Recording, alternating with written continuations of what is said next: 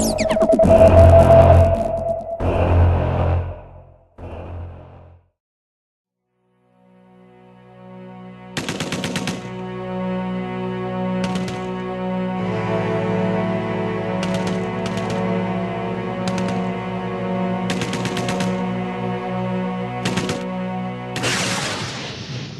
a multi-state training exercise this summer called Jade Helm 15. While the military says it's just training soldiers for the realities of war, critics say the Army is preparing for modern-day martial law. What's happening is between July and September, a bunch of Green Berets, Navy SEALs, and Special Ops from the Air Force and Marines are conducting some realistic training exercises across the Southwest. The military says these are vital skills when it comes to an ever-changing threat. But in the slideshow of the training exercise, it says Texas will be simulated hostile territory. The Jade Helm military exercise, set to take place in 9 US states this summer, has prompted concerns about preparations for martial law in America. But could the real purpose behind the drill be centred around a mock invasion of Iran and Syria and a huge Middle Eastern war? As we've exhaustively documented, these drills are clearly dual purpose, and there are plans in place to use the Army in a law enforcement capacity to intern Americans during mass domestic unrest. But as Sputnik News documents today, Jade Helm seems to be geared around a much more sinister project, namely, quote, a preparation for an invasion of Iran and a Middle East-wide war.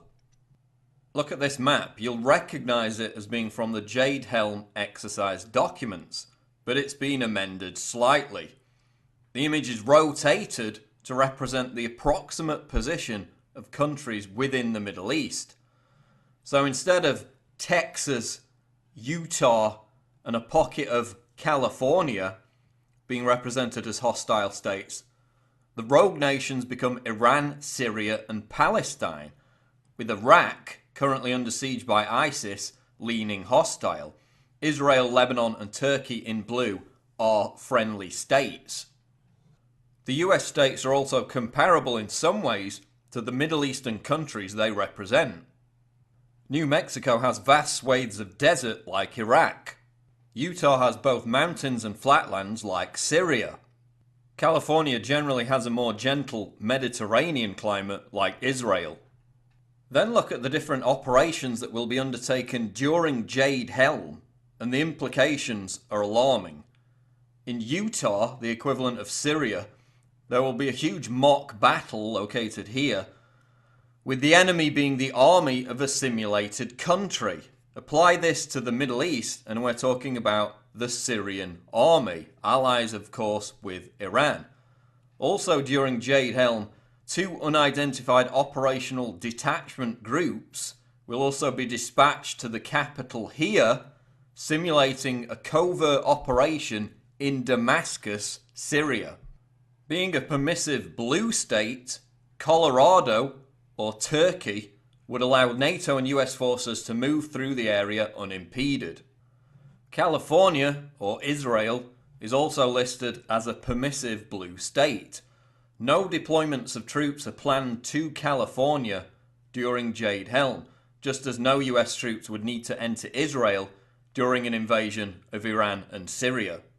The insurgent pocket shown on the Jade Helm map probably represents the West Bank and the coastal Gaza Strip, although it could also represent Hezbollah forces in Lebanon who would oppose a US invasion of Iran.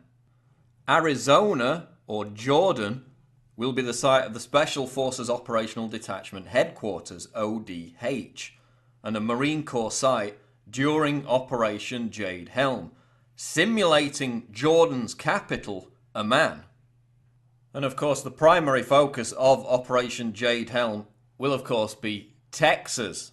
At least 17 Texan cities involved in the exercise, which of course tells us that the mock invasion of Iran is the centerpiece and the focus of this drill.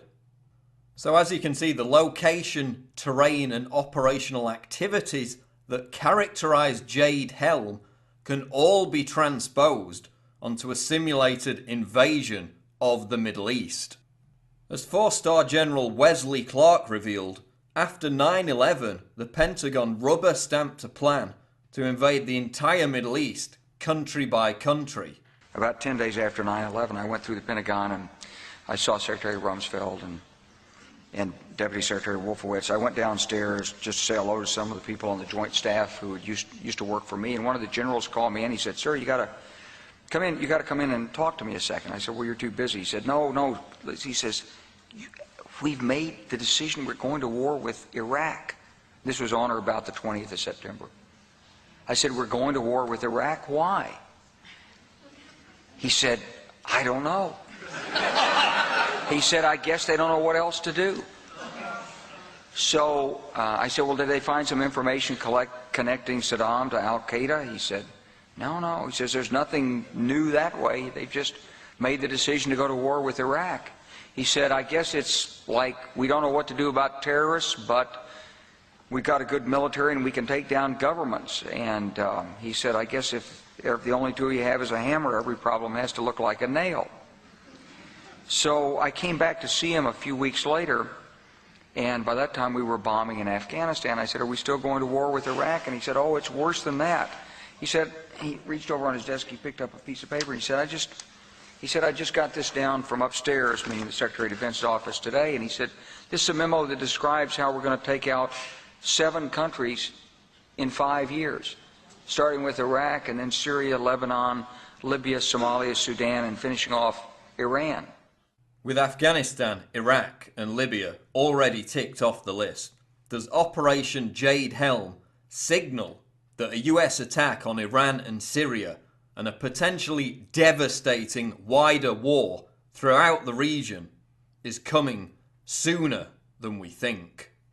Check out the other videos, subscribe to the channel. I'm Paul Joseph Watson for Infowars.com.